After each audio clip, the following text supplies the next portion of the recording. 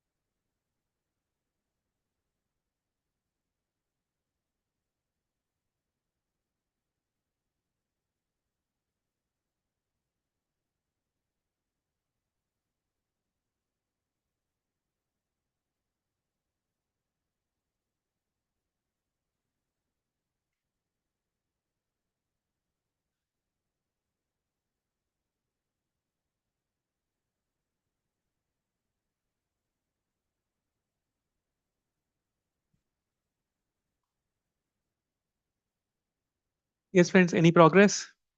Tough one for you guys. What do you guys think? Okay, now let's first understand what the question is trying to. By the way, this notation, I am hoping, is clear that this is being used as a factorial sign, right? Because it says this denotes the product of all integers from 1 to n inclusive. That's basically factorial.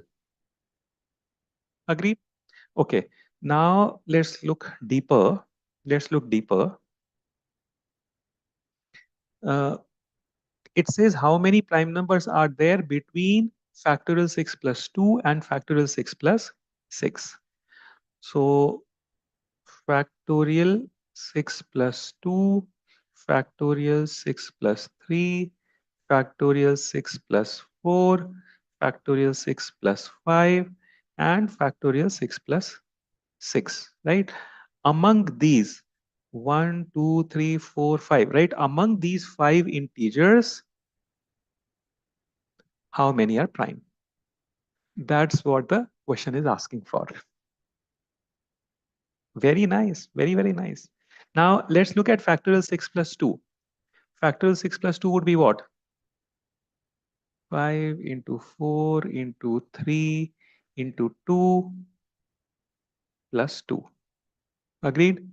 So this is one term, this is another term. What can I take common? 2.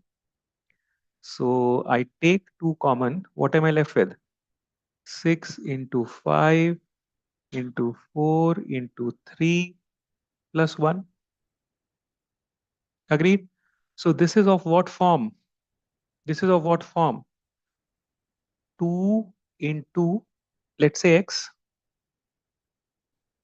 Can 2x ever be a prime number? No, because 1 will be a factor, 2 will be a factor, x will be a factor, and 2x will be a factor. So which means how many factors does it have? 4. While prime numbers are supposed to have how many factors? Exactly 2.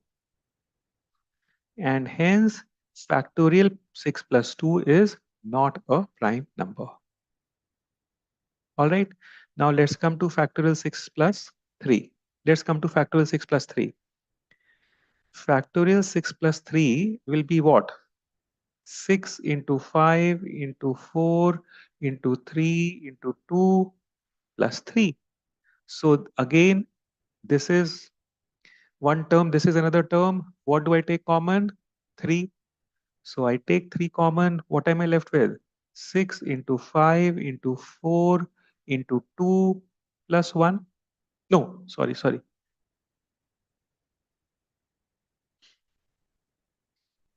Plus 1, right? What form is this? 3 into, let's say, y. Can 3 into y ever be a prime number? No. Why? 1 is a factor, 3 is a factor, y is a factor, and 3y is a factor. Which means, again, this has 4 factors, while prime numbers are supposed to have only 2 factors. So which means factorial 6 plus 3 is also not a prime number. All right. Now I am hoping that the pattern is evident to you. Let's continue with factorial 6. Yeah, let's come to that. 6 into 5 into 4 into 3 into 2 plus 4. So again, this is one term, this is another term. What do I take common here? 4. What am I left with?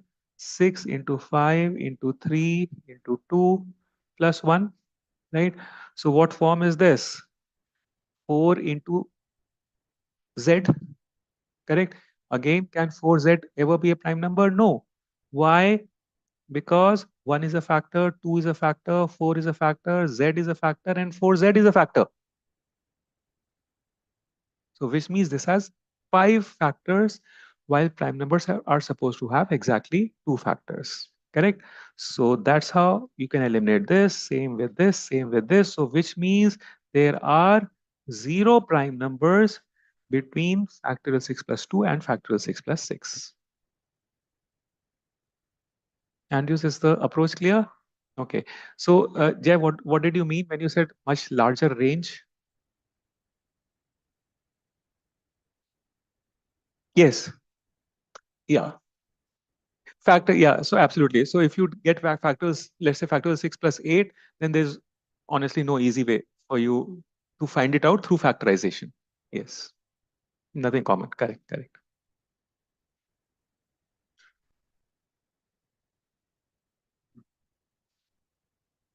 Yeah, absolutely. So that's so factorial is definitely denoted by this. But then this is an official GMAT question. So it is honestly GMAT's prerogative to use any notation for that. But the good thing is, thankfully, it is explaining what this denotation, this notation means. So yes, factorial universally is, this is the term that's used, but then, yeah, not a bracket, one-sided bracket. uh, so 0 prime factors.